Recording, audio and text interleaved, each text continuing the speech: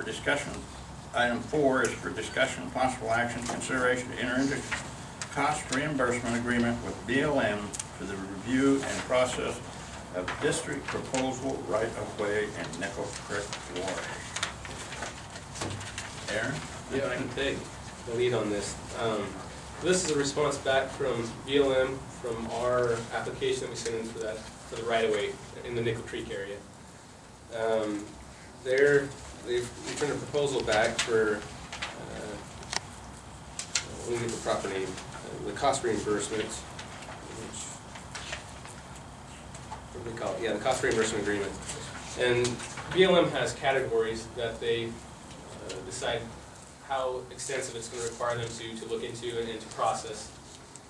And they've put us at a category 6, which is the highest level. And their estimation is going to be, it'll cost about them $20,000 to process this.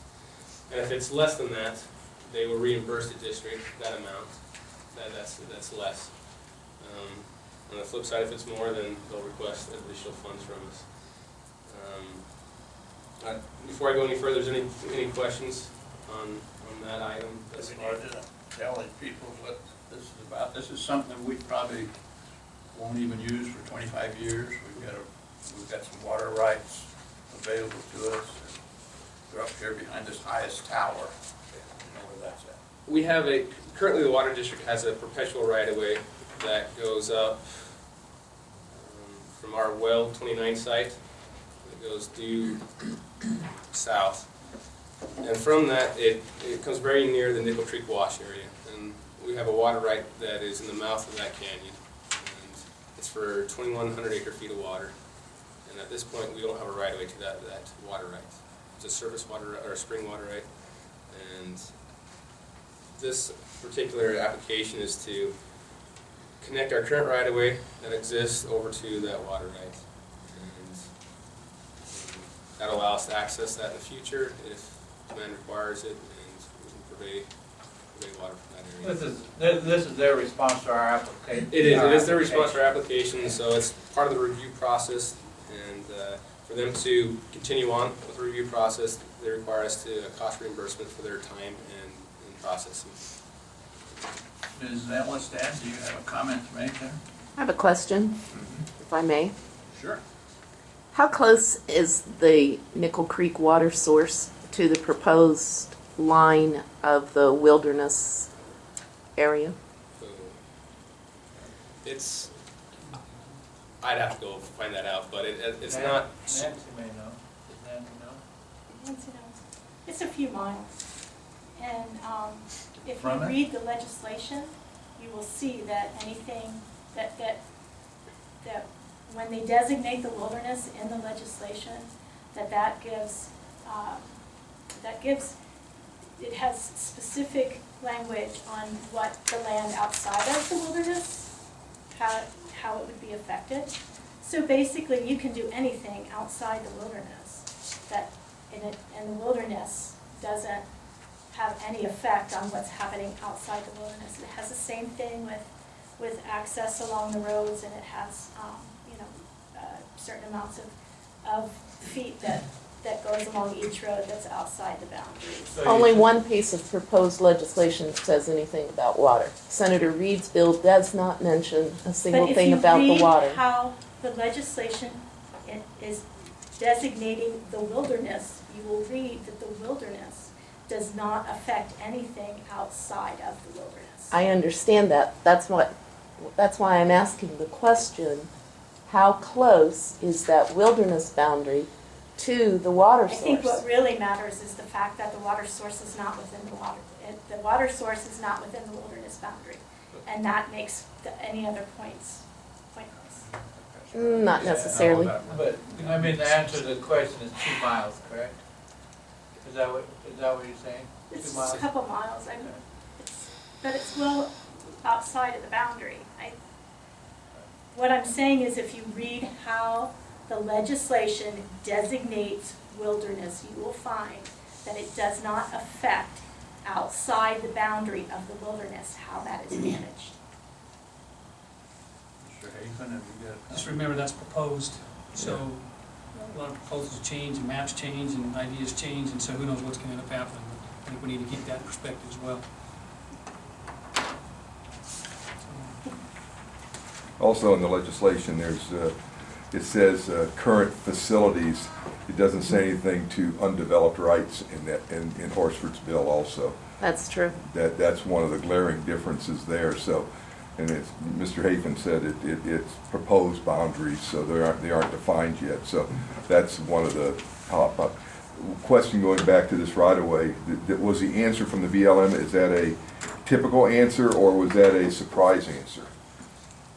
In the way of the category and or the right-of-way process, was there a surprise within that answer? Not necessarily. That's something we looked at and tried to compare to others and see if that was, again, justified or within reason. And it's hard to compare with anything else. Well, I mean, you've done right-of-ways in the past, so I didn't know if it was a surprise that they gave it a Category 6 or it had typically been a Category 3, and Right. the level of cost to do, in essence, an extension of a right-of-way, perpetual right-of-way. I mean, not to have you give a raw characterization, but was it a surprise to the district when you received the response? You know, the first item when I saw the cost, you know, it was a little bit of a surprise, but in some of our past experience, like at our the treatment site 31 for that right away, you know, to amend that, I think we had to pay about $31,000 for. So it's within reason. Yeah, okay. I'm just saying, I didn't know if it was a total surprise or just a little bit more than expected. That's what's. With our general manager, have you run into this in the past, or have you got some experience? Yeah, and looking at their categories of review, the Category 6, what throws it into the Category 6 is their estimated federal work hours are over 50, and when you start looking at some of the issues that they're going to be looking at, they'll definitely be over 50 hours, and looking at their breakout of costs, those, you know, based on archaeological and botanical and other reviews that they're going to be doing on that area, their costs seem to be within reason. Would you recommend that we go ahead and do this? I recommend you Sandra, this. Well, if I remember right, it's been almost 2 years ago, this was one of the main things that we put on the issue, on our list of things that we wanted to accomplish, that we thought was high importance, was to get this right away. So it would seem that it would be very important to go ahead and get this done when we can. Any other comments, Mr. Ray? Well, I think that the Category 6, I think if I remember the numbers that they said with the off-road weekend, with the Eureka and that, I think that the number that they were talking was the same dollar amount to get that and even go forward. So I think they just, if it's going to be over the 50 hours, that's where it goes. And I mean, they hold the key to the lock, so I don't know if we have any choice if we're going to try to get the easement. So we just need to hope that the proposed legislation doesn't draw closer to the proposed water source, which we'll wait and see what happens. Mr. Bowler? I think we're ready for motion, right? I just have one. I'm nervous because there's no concrete dates or deadlines or anything in this. Well, yeah, I'd like to see two things. I mean, if we get to the point where they've used up to 20,000, that they give us a little lead time of how much more it's going to be, and I'd like to see it, you know, on this projected times. I mean, you see that you got 6 months for this and 2 months for that, and you know, if you go and add up each of those times and days and months, and you know, there's really no effective timetable when we're going to really see some Don't you think there progress should on be this. something that says this is at such and such a point on the map, you know? I personally think that they should. I know that they, like Mr. Hafen said, they've put their work plan together with their ranges of dates in their document that could take it anywhere from 1 year, it looks like anywhere from 1 year to 2 years to have something done. And that's something,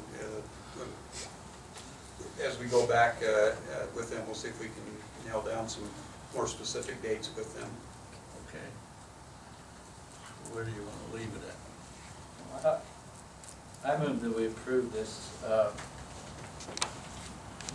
we approve the work, what's it called? Cost reimbursement. Yeah, the reimbursement to the BLM for the work to be done to improve the right-of-way with the staff recommendation that we try to get them to commit to a little more concrete dates. Okay. And can we also put in there that if we're gonna exceed the 20,000, they give us a little bit of consideration in time, so we know what we're gonna get up against? I'll amend my motion to. Also, where it's at, is it in the state of Nevada, or being facetious? But this document doesn't say anything.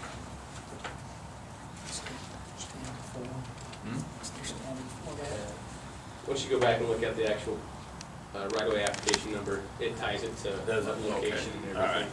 All right, we have a motion, do we have a second? We have a motion and a second, call for the vote, all those in favor, raise the right hand. The motion passes.